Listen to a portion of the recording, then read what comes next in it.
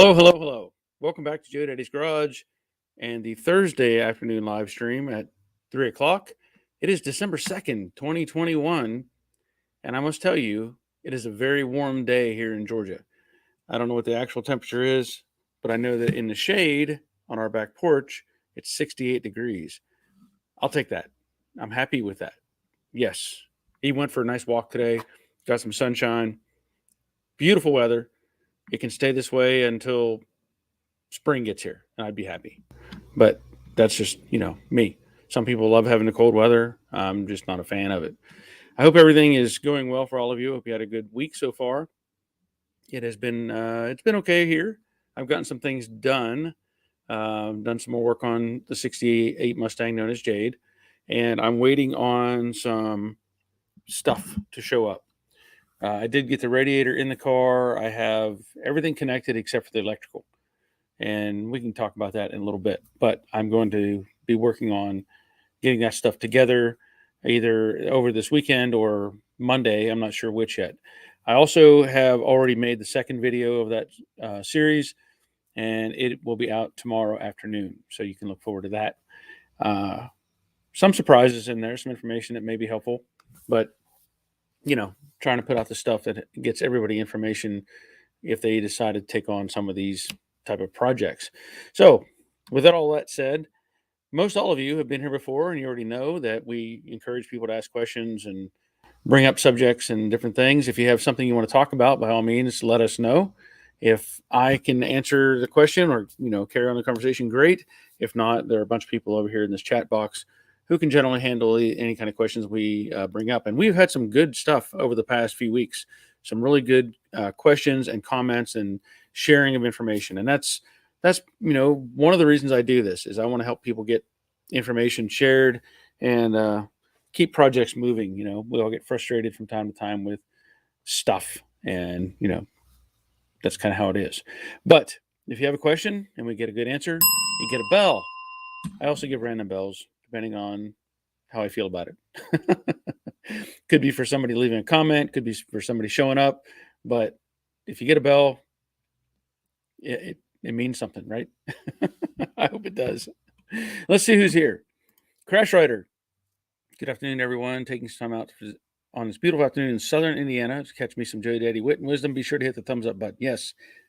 Thank you for that. See, that deserved a bell. Terry, afternoon, Barry, and everyone, please hit like and thumbs up. Thank you. Yes. Thank you, Terry. Just finished painting the frame on our 46 Ford sedan. Glad it is done. Now for reassembly. Yippee. Yes. That's a good thing. That sounds good. Sometime you need to send me some pictures of that so we can share them up here on the live stream. Jerry checking in from the Money Pit in Middle Tennessee. Good afternoon, all. I already love the MT Fall. The MT Fall? Mountain, I guess. Mountain Fall.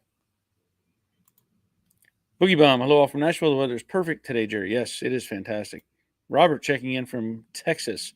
Afternoon from 80 degrees in Texas and a very messy shop. Yeah. I said before, I've done a Patreon video where I walked around the shop, and it is kind of cluttered up in here right now. But in the mornings when I come out and I take my dogs out, as I said, I turn on the heater out here, and about lunchtime, it feels pretty good. Well, I had to shut it off.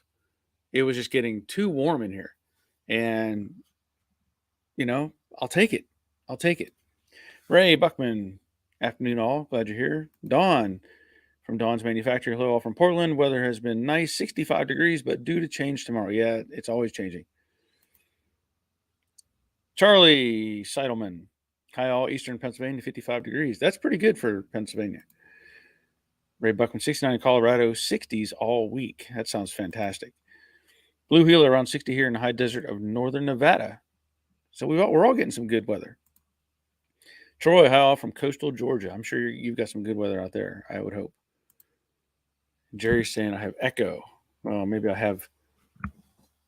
That sounds different. I have not had echo before. Maybe I had the. I don't know why it would be doing that. Sure, it's me and not on your end. Anybody else hearing echo? Karsten, hello, all from Denmark. 15 inches of snow and jumble on the road. Have to take a 300-mile trip tomorrow. Wow. Well, be careful, be safe, take your time. You know what you're doing. Yeah, but there's some people out there that definitely don't. Sam, that looks like a new name. Sam Mulvihill. Thoughts on replacing a quarter versus patching? Have to do wheelhouse as well, and both lower sections of quarter are shot. Okay, that's a great question, Sam. And I'm going to say if you're going to have to do the wheelhouse, you're not really going to save much by trying to section or piece in a quarter panel. I would recommend you get the full quarter. You can do it maybe with a skin, and just know you have to cut up top, at the top crease on the quarter panel where it meets, rolls over into the body, or into the trunk area, let's say on top where it meets the deck lid. You can cut below that line and save that upper portion of the quarter panel. That's probably not a bad idea. The other thing you might want to do, depending on the condition of what the rest of the car is, right, is you can, I've done this before, cut back from the door jamb. If all that is good, if your B-pillar, the latch mechanism, everything is rust-free in that area, and you can save that, you're probably further ahead.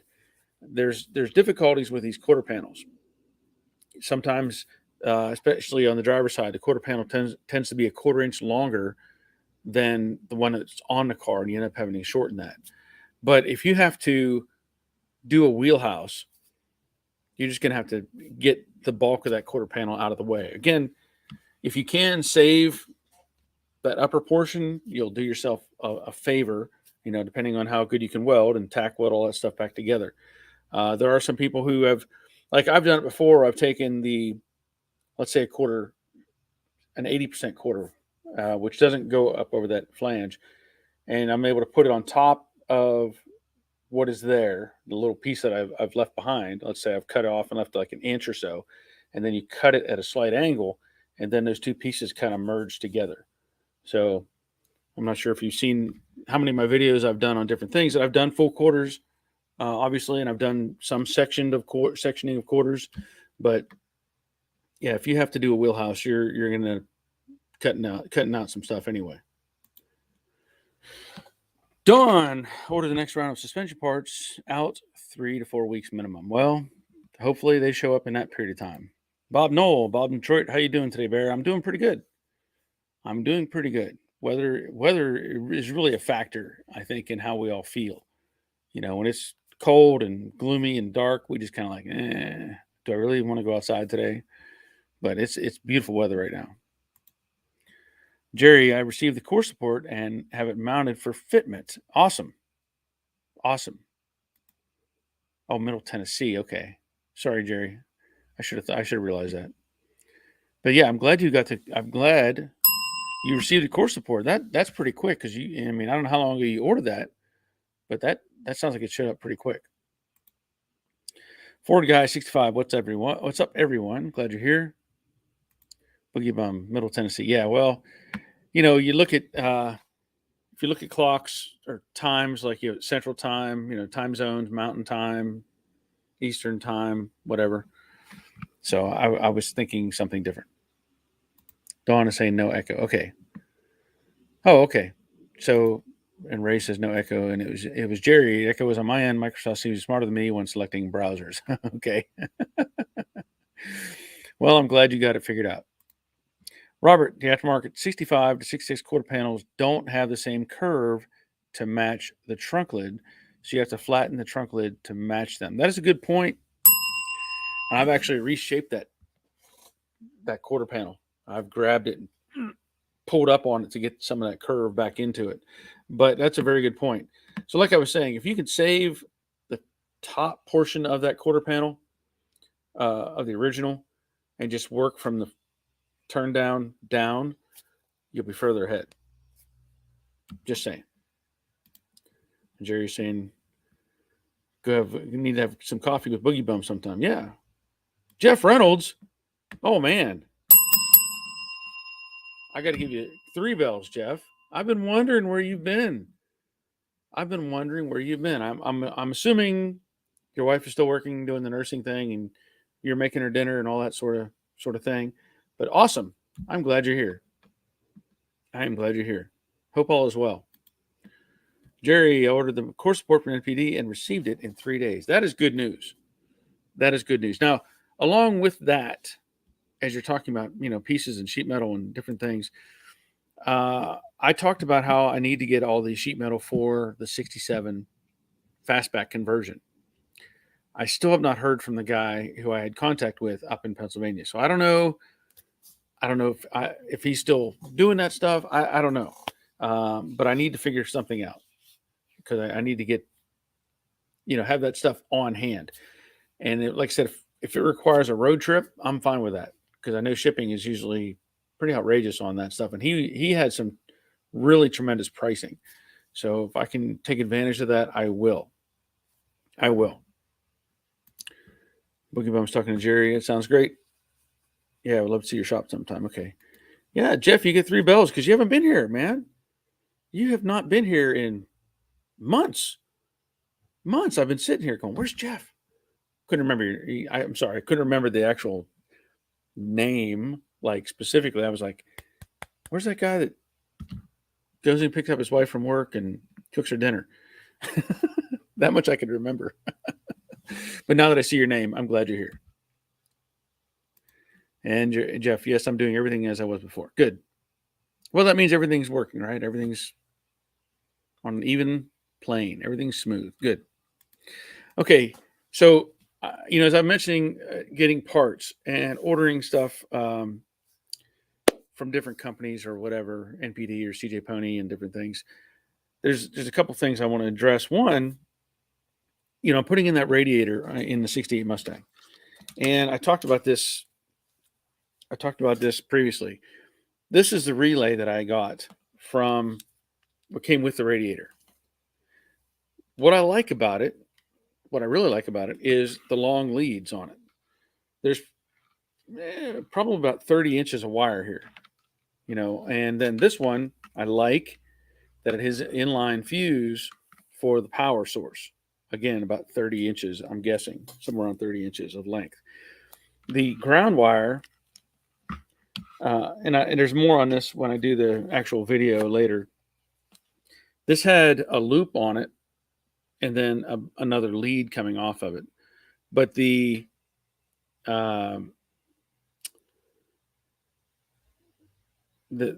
anyway, you're not supposed to have that loop, right? Grounding loop. Because basically that grounds out the system to where it would always run if you used it the way they describe it or the way it's sent. So I got to thinking about it. And I've looked at other videos. I've looked at conversations or had conversations with various other people, including Robert. And I was concerned because several people had commented, especially on my Facebook post, that this thing or it may get hot trying to run those fans, as implying that one relay is probably not sufficient. So I don't know what kind of engineering, or if any, that Alloy Works put into this, picking out this relay. I don't know what made them decide, oh, just one relay will do. I do know I think they sell another relay on their website. But I went on Amazon and actually, again, talking with Robert, we were discussing wire size. And I think we agreed that 12 American wire gauge, 12 gauge wire is probably sufficient. So I found a pack of 5, I think it is, watertight relays. That's another thing here. This one is just plugged in, right? So it's not that I don't think water would really hurt that, but I wanted to upgrade this. So I ordered a pack. You can order like one, I think it was one for $9 or 5 for $25. So I just ordered 5. Why not? But they come with a rubberized boot, gasket around this seam right here. So if you're, putting it in a car, you can close it. It overlaps actually and kind of seals it up. So along with that, I was concerned because this comes with an inline fuse, which I think is fantastic. And I like that. But the one that or the other ones that I saw, there were some variations out there that actually had an inline fuse right here at the front, and it stuck up. It just wasn't quite as appealing to me. I don't like that fuse hanging out there in space. You could almost, if you were, let's say, reaching for something and working on the car and you hit that thing by chance, you never know, you could snap that fuse off, and then you're like, oh, great, now I got to dig that out and figure out how to fix it. But I also ordered, because it's cheaper by the bundle, I think it was 5 inline fuse deals. So I'm going to wire it up so that I have 2 relays running the fans. Both will have the same trigger off the thermostat. And Robert and I had talked about it because he had suggested we would do it to where if you turn the AC on, that it kicks. And that makes sense. However, I don't have the switching for that. You're supposed to, I think you said a trinary switch. I don't have that. I have a binary switch. So I had somebody else comment on my Facebook post that if I connect a ground to a toggle switch, single pole toggle switch, whatever, you can ground it to the same location as this wire, which is your trigger wire off the thermostat, which creates the ground circuit and makes everything operate. So that's what I'm going to do.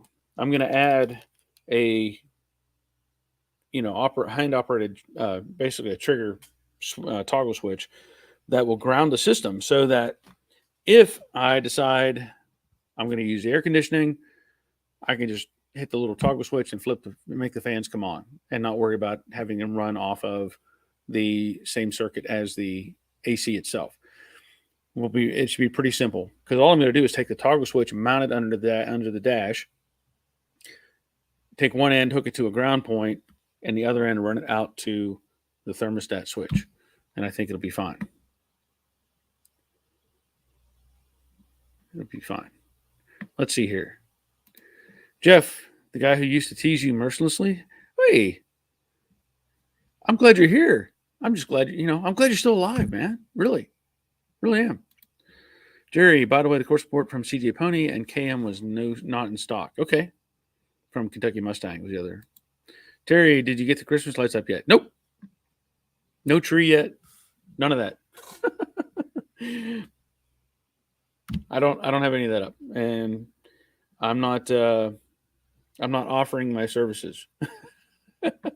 I'll let my wife decide when she wants to do that. Jeff Barry, I'm afraid I was seduced by Peterson Restorations for a while. Yeah, I get that. He's doing some cool stuff. And Robert, it's a roundabout way, a roundabout way with another relay to have the AC turn it on, more complexity to fail. Yeah, I don't want to make it any more complicated than I need to, because I can troubleshoot this stuff. But if I have multiple stuff going on, I'm not a fan of that. Not a fan. So the shipment is supposed to be coming today. Should be arriving today. And I had something else out here that I was going to talk about. I don't know what to do with it. I have found that, and I know some people are not fans of Amazon, and I get that. I understand that.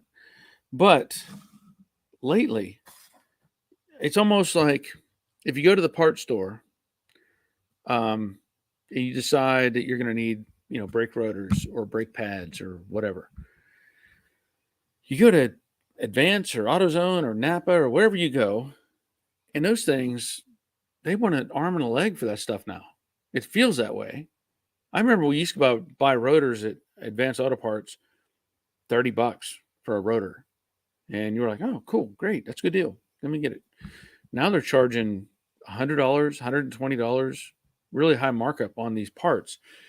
Same way with the brake pads. And I recently have placed an order because that little Honda Fit that I'm running around in, I need to put some brake pads on it, because I've put a lot of miles on it this year just running around delivering food like I do. So I need to put front brake pads on it. But the other thing that it needs to be replaced is the sway bar end links. You don't think about that stuff very much. However, when I'm driving the car and I'm going through a driveway dip or anything like that, you hear this, and I realized it's a sway bar end links, because I've been under the front of that car before, and the end links are no good. So I've ordered a pair of those from Amazon as well. What was interesting was, and again, I don't know what to do with the other package. I ordered a pair and I had one show up. So I contacted the company and I said, hey, I don't understand what's going on. I ordered two of these and only one has shown up. So before I even opened the package, I don't know what I did with the other one. It's around here somewhere. But before I even opened that first package, I was waiting to hear from the company. So this showed up, I don't know if it was yesterday or today. Might have been yesterday. But this showed up. Now, what is really interesting on these, if you look at how sway bar end links, we normally think of them like a sway bar, like on the Mustangs. It's got a round loop on the end of it, and then a bolt basically that goes up and down with a sleeve and a couple rubber bushings, right? And that's the old classic style. And then you look at some modern vehicles, and they have a sway bar end link that has two posts, whatever, coming out. What I find really bizarre, and I don't even know how they make room for this, honestly. That little Honda Fit has these giant, long, this is over a foot long, sway bar end link. I don't even know where this fits. I mean, that car is so tiny. You'd think it would have like little links or something, but those things are huge. I mean, not huge as far as girth, but just overall length. So I will probably be doing, I know I'll be doing a video on the brake pads and the sway bar end links, because that's what I do. I do those sort of things. But I was just surprised at how long that thing is. Dawn, the Admiral has ordered lights entry this weekend. Yeah, I have a feeling we won't be too far behind. Jerry, just thought you may want to make a basic wire diagram of the changes should you decide to sell the car so the new owner has a reference. That's a great idea, Jerry. And actually, the video that I'm making, the third video in a series, I did do a wiring diagram, let's say flow chart, whatever. But I did a diagram, and I'm going to add in that secondary wiring for the toggle switch that I talked about. But that's a great idea. Thank you, Jerry. And if I give you a bell, I'll give you a bell, another bell. I don't know if I did or not. Also, Rock Auto may be a second option for parts. Yes. However, the biggest drawback I've found with Rock Auto is their shipping. You can find their parts. It's a great deal. You get a great price, and then you start going click, click, click, click, calculate shipping. And all of a sudden you're like, whoa, wait a minute. That just like doubled the whole price. And I know for me, it was part of the decision whenever I was working on this little Honda back here, that I tried to order the I don't know what all was, the core support or the hood, bumper cover, whatever. I tried to order all that from Rock Auto, and the prices were just sky high. They'll charge you truck freight for a hood, which, I mean, I guess they have to. But what I did to save money is I ordered through Summit Racing, drove 30 minutes down the road, picked everything up at Summit. So that's one way you can get around some of these shipping fees and stuff. And that's one of the concerns I have with getting the fastback kit. You talk about full size quarter side, whole side of the car, and then all the pieces, the roof panel, all that stuff. And the shipping is really high on that. Another thing I wanted to mention, speaking of sheet metal, is I don't know if you follow Auto Metal Direct or not. They have an Instagram page, and I'm assuming they have other formats, but I know Instagram is one of their big things. I watched a short, video on their Instagram page today, and they are now selling an almost complete body for a 60, I think it was a 63 and a half Galaxy. And firewall, floor pan, rocker panels, interior structure. I think it was a convertible too. Full quarters, trunk pan, everything there. And that's pretty remarkable, in my opinion, for them to have what they're offering. And I know AMD, their quality that I've in the past, at least, everything I've dealt with AMD has been fantastic. But if you get a chance, maybe check out their Instagram if you're not already on it, and just see what they're putting on there. Now, I made a comment. I don't know if they responded to it or not, because I think the AMD facility isn't too far away from where I live. I think they have a place here in Atlanta, and I was like, I should come up there and make a video. And I haven't heard anything from them. I don't know if they'll do that or not, but it would be really cool to shoot some video up there and share what they do and what they offer. I've tried to talk them into making Mustang parts, and they won't do it. They just won't do it. Robert, I received some parts from Rock Auto that were the wrong part in the box. Obviously, returned. They bought a cheap part and put it in an expensive part box and returned it. Yeah, and that's part of the problem that Rock Auto has is I don't think they inventory what they get back. So I've heard this many times. Somebody would order like a clutch, and then they put the old clutch back in and just send it back to them and say, "Oh, this didn't fit." And then they don't do anything with it, but say, "Oh, this didn't fit. This wasn't the right one." So they turn around and sell it to somebody else, and then they get it and go, "Wait a minute, you just sent me a used part. What's going on here?"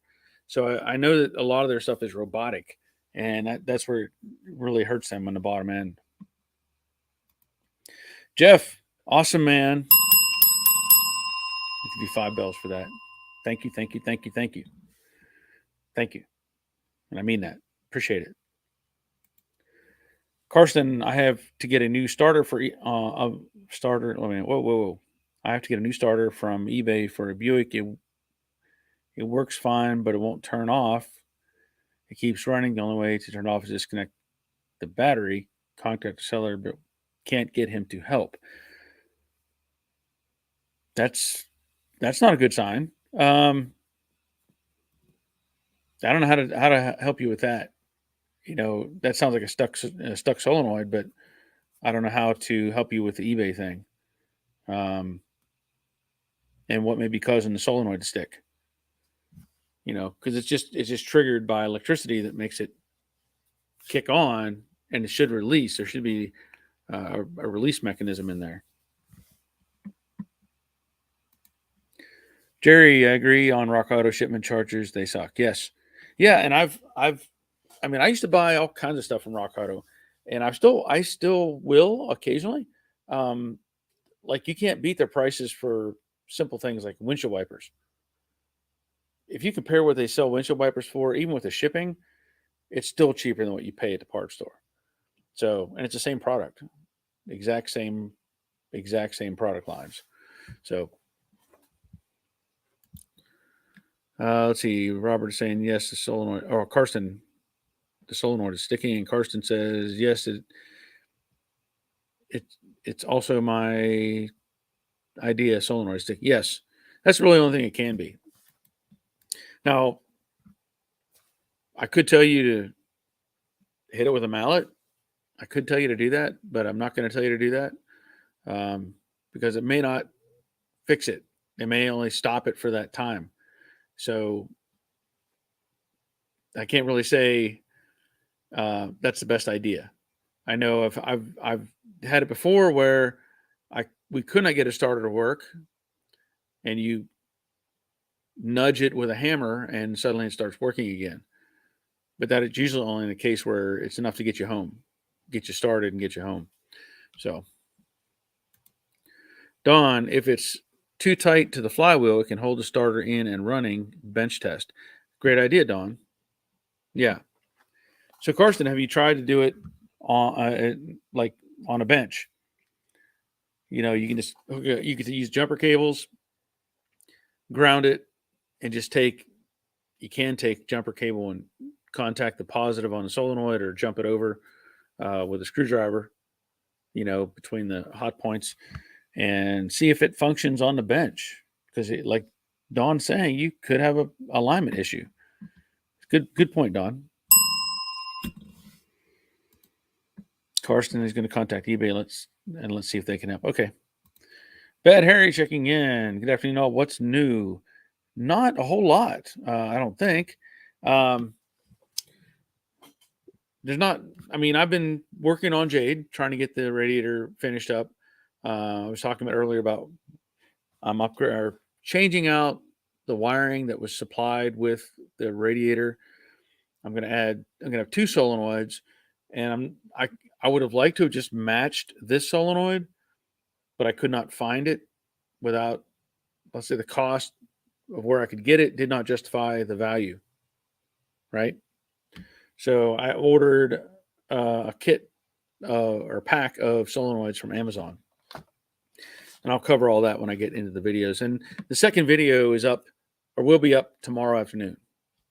And also, since we're talking about videos, or since I'm talking about videos, I had re-uploaded the convertible number 28 video. And that has gotten, the first video I did had overall 20,000 views on it. And then it quit working.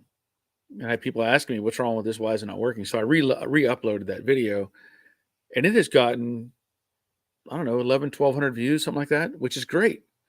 And I talked about this previously, that I may start pulling down old videos that nobody is really watching anymore, maybe re-edit them and put them back up.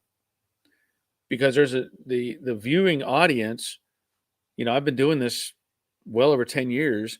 So there may be stuff that I did many years ago that nobody knows exists.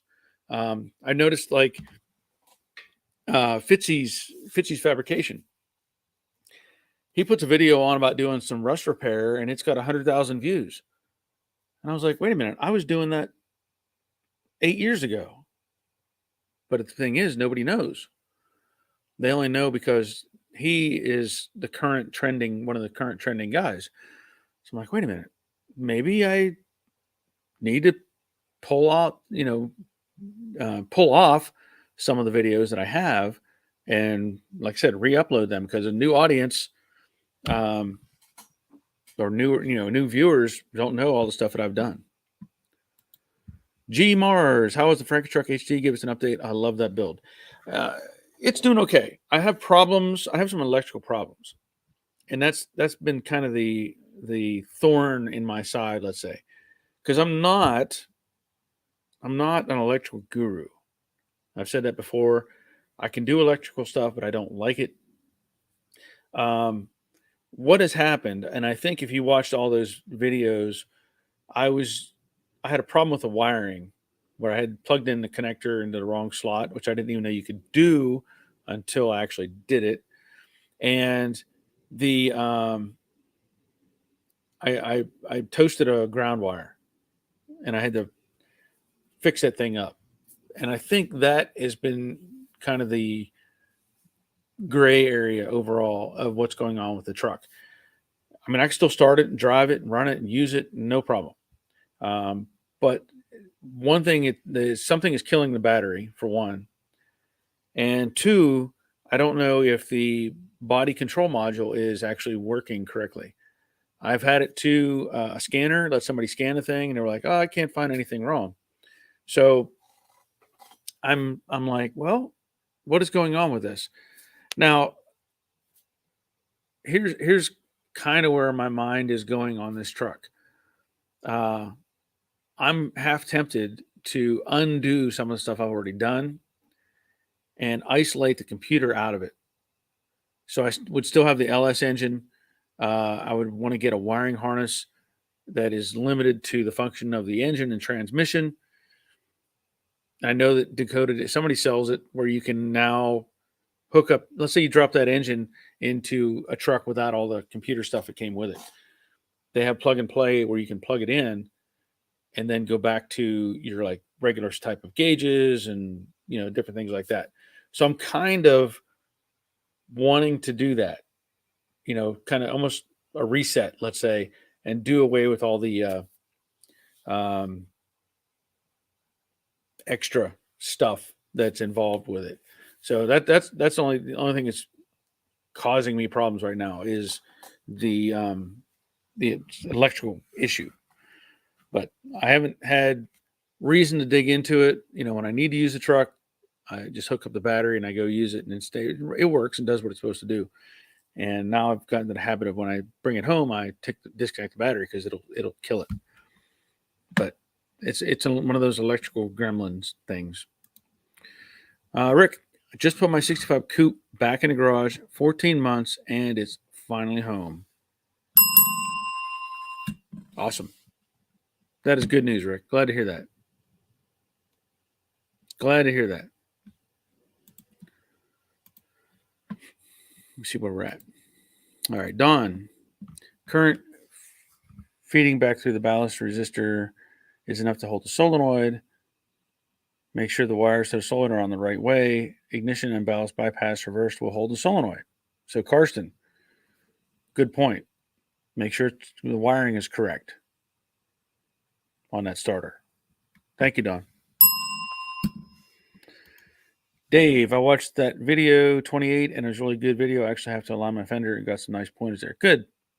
Well, see, that's what I'm saying. Even though these videos, this car's been here way too long. But all those videos, I think there's people that are looking for that. They don't know where to look for that stuff. Let's say I have it on a playlist, but I never really went so far as identify directly what the video was. Like I called it Brooklyn Pony Part 28 or something. And unless you already knew what that meant, you may not be interested. So again, that's where I'm thinking about rebranding some of this stuff and making sure that it's out there. Robert, using a factory harness in an older retrofit is a lot of work. It was how I had to do my TPI conversion before the aftermarket harnesses came out. Yeah. Well, I used the whole harness out of the 06 truck. The steering column. I used the gauges. I used all that stuff. And it was all fine until it wasn't. And here's a real oddity thing. Now this doesn't make any sense, but if I bring the truck home and park it, and I just don't do anything, just put it in park and shut it off, it'll sit there and try to run. It like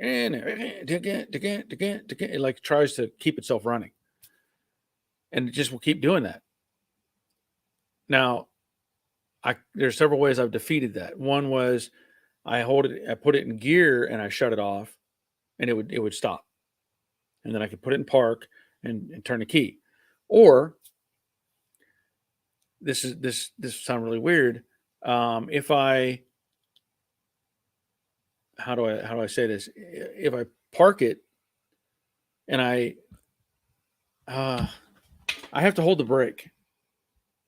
I park the truck, I hold the brake pedal down, and I shut the truck off, and I have to wait 10 seconds. And then it'll shut off. What happens is there's a relay built in or something that controls the headlights. And I currently still have the sensor for the headlights to turn on when it's dark, right? That's the dash sensor. Well, it's actually under the dash. They're always going to come on. So if I shut the truck off, the lights want to stay on for 10 seconds, and it also wants to try to keep the truck running. But if I hold the brake pedal and I shut it off and wait 10 seconds, it's done. So what you'll hear is there's a relay clicking underneath on the fuse panel, and it's trying to cycle something with the throttle body. You can actually hear it like trying to. It's weird. It's weird, and I don't know if it's because of that wiring problem that I did. When I got something confused and messed up a wire, I don't know exactly. But like I said, I've had it to a shop. They plugged it into the big analyzer, and they're like, "Oh, everything's working." So no, it's not working. It's not working. Rick, yes, you can get a basic wiring harness for an LS with a bare minimum PCM. You can even put a carburetor on it. Yeah. And that's what I need to pursue. Because the way I did it, it worked, like I said. And I think if I had not screwed up that wiring when I put it back together, everything would have been fine. But it just it's got messed up. G Mars, anything you do to Franken Truck, please post a video because the truck is awesome. Thank you, man. I appreciate that. Boogie Bomb, I think you can update the video descriptions of your older videos with the relevant keywords. You should get more search traffic without re-uploading the videos. That's a possibility. But again, because of because of the viewers that I have, I don't know. It seems like once they've seen those videos, they're not really interested anymore. I don't know. I mean, I know some people go back and rewatch stuff because there's lots of information there. But I think if I'm going to try to hit a more of a target audience moving forward, I may have to do some of that.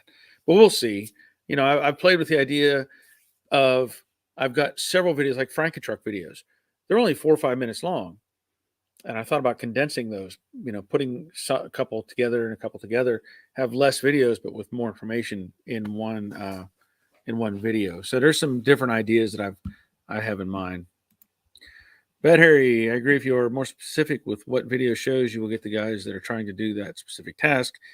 Then they will go look for the rest of your videos. Yes. Yeah. And if you notice, like the number 28 in the convertible series, I had a picture of it. You don't know it now, but the thumbnail picture I had was me welding. It was just a picture of and weld arc. Really didn't help to know what was going on there. The new one that I re-uploaded, it actually has a picture with the fender and the door and strip metal, and it says fender fitment. And so I think that triggers more of a response.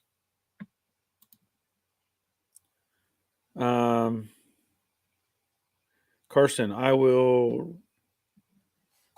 Oh, I guess let's see.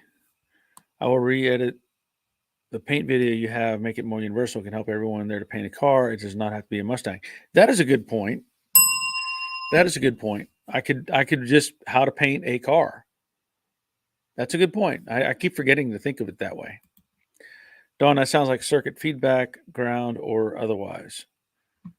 So you're talking about the truck problem? Robert, I have an idea, but without looking at it, tracing wires is too hard to explain versus just doing it. Yeah. Yeah, it's not working quite right. Ron, running late, but better late than never. Greetings from Northeast Tennessee. Well, I think we've covered all the ground in Tennessee. Everybody has picked a point and filled in the gap. So I'm glad you're here, Ron. Robert, there's also the issue that people are much less willing to watch a video that is 4 years old instead of a newly posted one. Another valid point. Like I said, I have videos from 10 years ago. And a lot of the early stuff was not very good. I mean, just the camera, the equipment that I had, what I was trying to show, and different things. A lot of it with the dune buggy and some of the early Camaro videos and some of the stuff, even at the body shop, wasn't the best. But I could probably, re-edit some of that stuff and give it a new life, because a new video is a new video. Coffee? Yes. Thank you. Anyway, but yeah, the truck issue, I'm befuddled. I don't have. I thought about replacing the body control module, but then I don't know if it has to be reconnected to the system. I don't know. Jeff, painting is voodoo. I'd watch a series on that and double up the first ad. Everyone knows there's one there, and are doing things as it loads. Double up the first ad. Oh, everyone knows there's one there and are doing things as it loads. Oh, okay. I see what you're saying. So because I know that when YouTube does it, they put an ad at the very beginning. I guess I could. I hadn't really thought about that, Jeff. Why not? Carson, I can try to take the old solenoid. I can try to take the old solenoid, and put on the new starter. You can try that. And like I said, have you bench tested it? We used to do that at the junkyard all the time. We'd pull a starter off the car. We'd come down there, set it on the floor, put a knee on it, hook the ground up, and just hit it with the jumper cables. Ground it, hit the other end. Make sure you have put a nut or something on there so that you don't arc the threaded shaft. You don't want to mess that up. But hit that thing. Yep, it works, and then sell it. Just an easy way to test it. But it's always kind of freaky too. When you think about it, the starter, that's a high energy motor. It's high energy. And if you were to just like let it sit on the floor and I think hit the trigger, it almost want to flip itself over from the torque. So I always felt was cautious. It's not like the thing could bite you, it's just the mechanics of it. That solenoid hitting and the motor kicking in hard. It makes you kind of like, panic just a second. But like I said, we used to do it all the time. We put it on the floor, hit that thing and fire it up. And of course, that was with, because the Ford has a solenoid on the apron, but GM has it on the starter itself. So Carson, let's see. Okay. We put the old starter, on the new starter. Robert, for the GM guys, the current available solenoids are really poor quality. Grabbing old stock ones from swap meets that you can. Yeah. And I'll point this out too, since you brought that up. I had a very similar problem when I first fired up the engine in Jade. I had bought a brand new solenoid from Advanced Auto Parts or something, put it in, and it would not shut off. Hit the key, click, and it would just keep on trying to, keep running. I disconnect the battery, whack it a few times with a hammer. Hopefully that's going to fix it. Hook it back up. Try it again. Nope, wouldn't work.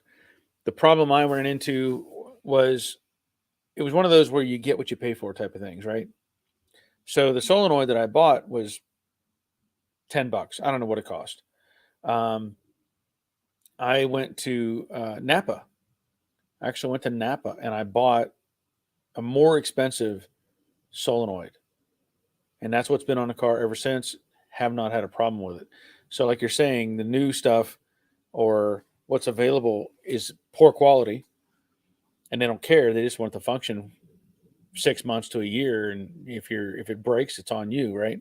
But I spent the money at Napa and got a good one, and it's been holding up fine. So keep that in mind too. Robert, 100 amps on the old style starters. The new permanent magnet ones pull much less and don't drop them or hit them with a hammer, as it will break the magnets. Okay. Now, I'm not familiar with permanent magnet starters. When did they start doing that? I didn't even know that was a thing. And is it only on certain cars? Because I've not heard of those. But again, I haven't really kept up with it either. So I know I did a starter. One of the newer vehicles I did, I put a starter on my daughter-in-law's Honda Passport. Pretty good video on that. And it was still like the old style starter. So I don't know when they started doing that. Speaking of is it the Honda? It's the Honda Passport. I'm trying to remember what exactly. There was a vehicle that was made by one manufacturer and another one bought it from them. Like, I was thinking it was Honda. And maybe it was the Passport. But I can't remember exactly. There was some vehicle that was like a little SUV type of thing. I don't think it was a Suzu. Was there an Isuzu Passport? I can't remember, but there was a one vehicle out there that the other manufacturer liked it so much they bought it and took it over and started making it under their name. But I was thinking it was the Passport, but I can't. My mind's not 100% clear on that. Robert, early 90s on most, pretty much all of them now are permanent magnet gear reduction. They often look like an old style starter. Okay, well, that's good information. Thank you for that, Robert. Now you can tell me who the vehicle was. Oh, wait, there it is.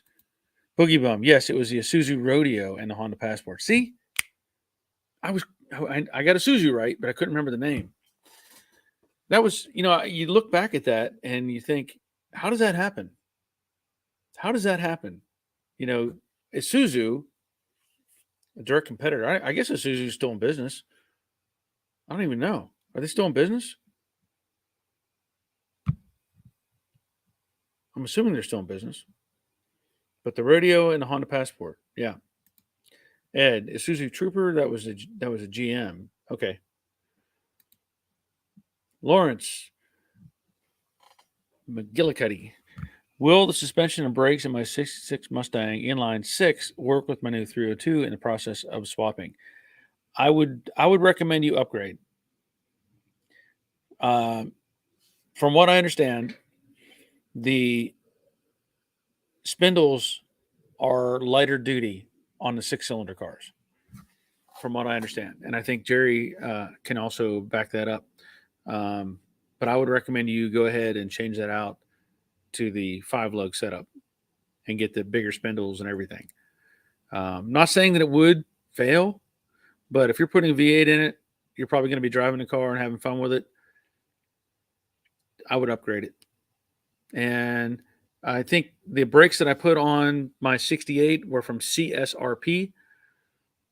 Very happy with the product they gave me. So you may want to look at them as a company. But yeah, I mean, it would work, but I would say upgrade it. Let's see. Isuzu Rodeo, says Charlie. Yes. Yeah. And again, it's like, you don't hear about that happening. Like that just seems so foreign, that somebody would buy just one product line. And now again, I don't even know if Isuzu's still in business. I don't know. I assume they are. I don't know. I think they still make trucks, right? Isuzu trucks, I think. Carson starter I got was poorly wrapped, so it may have been damaged on the way. That's a possibility too. Yeah, people don't think about a starter itself. That's a heavy unit. And the way these shipping companies handle these products, they just heave it and throw it. And, there was when we had the body shop, one of the companies we dealt with was Hyundai. And we frequently would get body panels from them. This is coming straight from the Hyundai dealer. And they would ship these things literally with a piece of cardboard on the exterior. Like if you buy a door or a hood or something from GM or Ford or whoever, it usually comes in a big, stout cardboard box with extra packaging inside and all those different things. And they would, Hyundai would send us these doors that literally had one piece of cardboard taped onto the skin. Maybe it went all the way around the door, but that was it. There was no box structure at all. And what we every time we got one, we're like, this is no good. The thing is bent in half. What is going on here? And we started complaining more and more because we couldn't get a good part from the dealership. What they found was the truck driver who delivered the parts to the dealership, he would show up at like 4 a.m. to deliver the parts off the back of his semi. Nobody there to help him. Nobody there to let him in or anything. And so what he would do, he would drive back to the body shop area, the whatever parts area, and he would literally just throw the parts off the truck. He did not care at all what his job was. He would just chunk these things off. And the guys would come in the morning and there'd be a pile of new parts that were all bent, damaged, and dented. And they were like, well, we got to try to sell them, and that's how it operated until they finally got somebody involved to get this guy help or to not, fire him or whatever. But he would just chunk him off into the driveway. He did not care one bit. And Robert is saying on the spindles, the geometry of the arm on the spindle is different. So that's a good point. And Don, 6-cylinder steering will interfere with the V8 pan too. So there's two good reasons. Also, like I said, I think the spindle is lighter in strength. So I would change everything. Change it over. Make it solid. Be safe. And be confident with it. But like we're talking about these parts, people a lot of times, I get it all the time. Like the other sway bar end link that I got, it wasn't shipped in a box in a plastic bag like this one. At least this one had a plastic bag inside of with a box. The other one was basically shipped in a puffy envelope like this. Thankfully, it didn't break out and get lost. But that was when I got the package. I was like, wait a minute, I should have 2 of these, And then the company said that Amazon will only let them put in 1 tracking number. So they were coming in 2 different shipments. So that's why they came separately, whatever. But people, I don't think you realize like a starter, I don't know, what's a starter weight? 20 pounds, 25 pounds? I know the old GM starters were heavy because every time I took one out, I hated it, taking one out the junkyard, get up underneath there. And I think you'd have, I don't remember if it was 3 bolts, depending on the vehicle. And you had to learn, take out the hardest bolt first. That was one thing my brother always taught me. I'd sit there and I'd just go for the one you can see. It's like, oh, get that one out. Oh, get that one out. And then the last bolt, it's all the way at the top. And now you've got a bind on it as you're trying to take the thing out. And he said, never do that. Always take out the hard bolt first. So words of wisdom from an older brother who's no longer here. Take out the hard bolt first. And then take the easy ones out. And that made a lot more sense. But that's one of the things that I've always tried to maintain that thought was if I do, take the hard bolt out and then the easy ones will hold things in place until you get them out. So anyway, Lawrence, I got to call CJ Pony then. Thanks. Okay. Yeah. Well, like I said, look up CSRP. CSRP. That's the company I used, and I have videos on the on all the brakes I put on the '68 Mustang.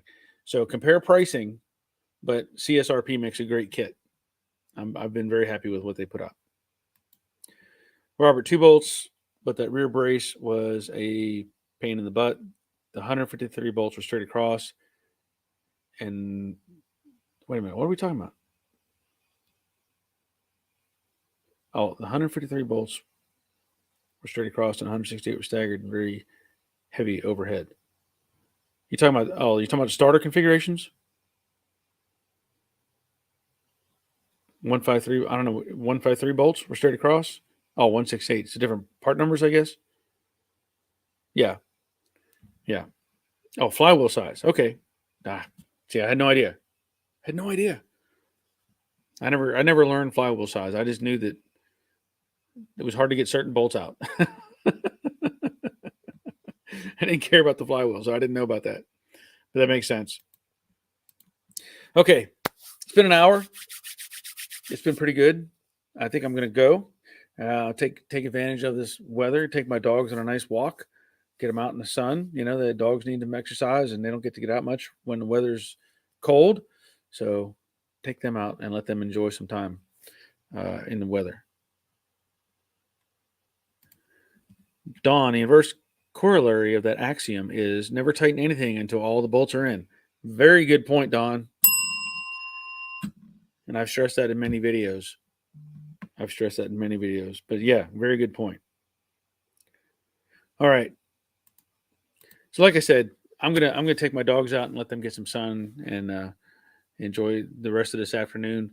But I'll be back on Monday. We'll do this again at 7 o'clock, and hopefully, I've got all the radiator finished on Jade. I also need to do the brakes on my Honda Fit, put on these sway bar end links. I have another set of brakes to do on a friend's Dodge Durango. Got to put rear brakes on their vehicle. I've got another friend who has a Dodge. No, what is it? It's the knockoff Dodge truck, Mitsubishi Raider. That their truck got hit in the front end and it messed it up. So they were looking at getting a new hood for it. But right now the hood is tied shut because the latch is all broken. And he messaged me the other day and he says, "Hey, can you still do an oil change on this?" And I was like, "Not without cutting a big hole in the hood." So hopefully they can get their hood taken care of and get that put back together for them so they can drive it. But anyway, plenty to do. Always something to do here in the garage. And yeah. So that'll be it. Thanks for being here. Thanks for participating. I will be back on, like I said, Monday night at 7.